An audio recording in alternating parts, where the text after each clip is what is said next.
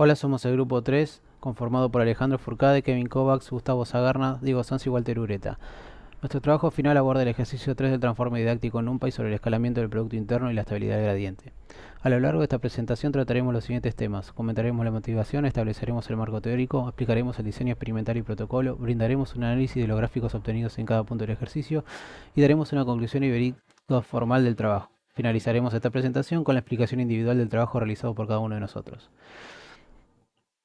Como motivación, la pregunta que nos hicimos es muy concreta. ¿Por qué la atención del Transformer divide queries por key por raíz de dk antes del softmax? El paper original de Vaswani en el año 2017 lo justifica con un argumento de varianza, pero lo demostramos empíricamente entrenando dos modelos NumPy idénticos salvo por una sola línea de código, una con la división, otra sin ella. La hipótesis es que sin la división los scores se inflan, el softmax satura, los pesos colapsan a casi one hot y los gradientes sobre WQ y WK se evanecen. En este bloque explicamos por qué la tensión del transformer divide el producto interno por la raíz cuadrada de d sub k. Si los vectores q y k tienen media cero y varianza unitaria, la varianza del producto interno crece aproximadamente d sub k. En nuestro experimento usamos d igual a 48 y 4 cabezas, por lo que d sub k vale 12. Sin escalamiento, los scores tienen una magnitud típica de raíz de 12, aproximadamente 3,46. Con el factor 1 sobre raíz de d sub k, la varianza vuelve a 1 y los scores permanecen controlados. Esto es importante porque el softmax es muy sensible a la magnitud de sus entradas. Cuando los scores son demasiado grandes, la distribución se vuelve casi one hot y concentra la atención en una única posición. En ese régimen, la jacobiana del softmax tiende a 0 y los gradientes que llegan a WQ y WK se reducen. Por eso, el factor 1 sobre raíz de D sub k no es decorativo, evita la saturación del softmax y ayuda a mantener estable el aprendizaje. Buenas, mi nombre es Gustavo Zagarna y en esta etapa del trabajo nos enfocamos en diseñar un experimento que nos permitiera evaluar exclusivamente el efecto del factor de escalamiento dentro del mecanismo de atención. Para garantizar una comparación válida, implementamos dos modelos Transformer completamente idénticos. Ambos utilizan la misma arquitectura, los mismos datos de entrenamiento, la misma inicialización de pesos, la misma semilla aleatoria, el mismo optimizador Adam y los mismos hiperparámetros. La única diferencia entre ambos modelos es la variable useScaling. En el modelo A se aplica el factor de escalamiento sobre los scores de atención y en el modelo B se elimina ese escalamiento. Además, pudimos verificar que esta diferencia fuera coherente tanto en la etapa forward como en la etapa back forward. Es decir, si el escalamiento se aplica al calcular la tensión, también debe completarse correctamente durante la propagación del gradiente. Gracias a este diseño experimental controlado, pudimos asegurar que cualquier diferencia observada posteriormente se deba exclusivamente al efecto de escalamiento y no en otras variables del sistema.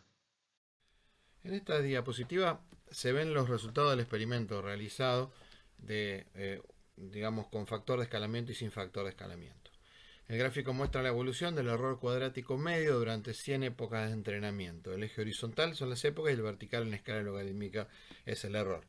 Las curvas azules corresponden al modelo que utiliza factor de escalamiento 1 sobre raíz de dk, mientras que las curvas rojas es el mismo modelo pero sin escalamiento.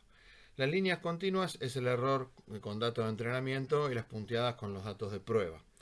Se observa que, si bien ambos modelos reducen el error a medida que avanza el entrenamiento, demuestra que ambos aprenden, pero sin embargo el modelo escalado alcanza errores más bajos y presenta un comportamiento más estable. Además, la proximidad entre las curvas de entrenamiento y de prueba indica una buena capacidad de generalización. La explicación de esta diferencia viene del análisis teórico. Cuando los componentes de los queries y las keys tienen media 0 y varianza 1, la magnitud de los productos internos aumenta con la dimensión de dk. En este experimento la dimensión del modelo es 48 y se utilizan 4 cabezas de atención, por lo cual dk es igual a 12.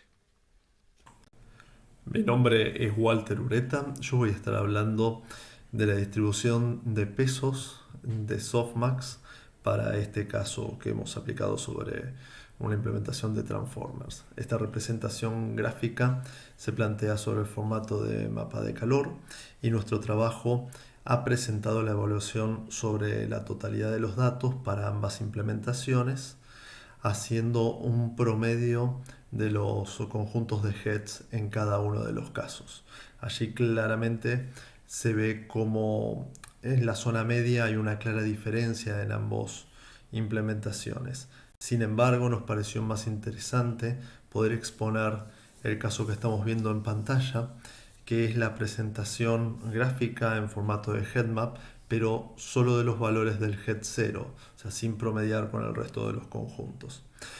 Nos pareció mucho más interesante porque aquí vemos cómo al aplicar el entrenamiento con escala, los puntos de atención se distribuyen de una manera mucho más homogénea, ¿sí?, a lo largo de los índices, mientras que en contrapartida observamos en el gráfico de la derecha, que corresponde al proceso sin escala, cómo la atención se enfoca en los primeros puntos, el cuadro superior izquierdo y el inferior derecho, dejando la zona media sin peso de atención. Desde ya, muchísimas gracias. A continuación explicaremos el plot C. El plot C es la consecuencia matemática del plot B. Graficamos la norma de Frobenius del gradiente sobre WQ en escala logarítmica para las primeras 20 iteraciones de cada modelo. El recuadro inferior muestra la razón promedio con sobre sin de 1,131. La curva del modelo con escala se sitúa en promedio por encima del modelo sin escala. El mecanismo es directo. Cuando el softmax satura, la jacobiana P por 1 menos P tiende a 0 y la regla de la cadena propaga la señal luna hacia los gradientes sobre WQ y WK. Esto es la evanescencia del gradiente en self-attention. No se debe a una composición profunda de capas, sino que se debe a la saturación local de un único operador softmax. La razón 1,131 no es de varios órdenes de magnitud, como la teoría podría sugerir en el límite. Dos razones lo explican. Primero, el código de laboratorio aplica gradient clipping a más o menos 5 por elemento, que actúa como cota superior y atenúa el contraste. Segundo, en las primeras 20 iteraciones, los pesos aún están cerca de la inicialización Xavier y la saturación todavía no alcanza su region extremo. Aún así, la dirección del efecto es clara. Sin escala, el gradiente es sistemáticamente menor, especialmente en las iteraciones donde la tensión está más saturada. Bueno, en esta diapositiva resumimos la principal conclusión del trabajo mediante una cadena causal que conecta todos los resultados experimentales obtenidos. Lo primero que se observa es que al eliminar el factor de escalamiento, los scores de atención aumentan su magnitud debido a que la variancia del producto interno crece con la disminución de sub k. Estos valores más grandes ingresan al softmax y provocan su saturación. Como consecuencia, la atención deja de distribuirse entre varias posiciones y pasa a concentrarse en uno o muy pocos elementos, fenómeno que puede observarse claramente en los Higmax. Esta saturación también reduce la entropía de la distribución, indicando una pérdida de diversidad en la información utilizada por el modelo. Desde el punto de vista matemático, cuando el softmax se aproxima a valores extremos, su jacobiano tiende a 0 y la señal de gradiente comienza a debilitarse.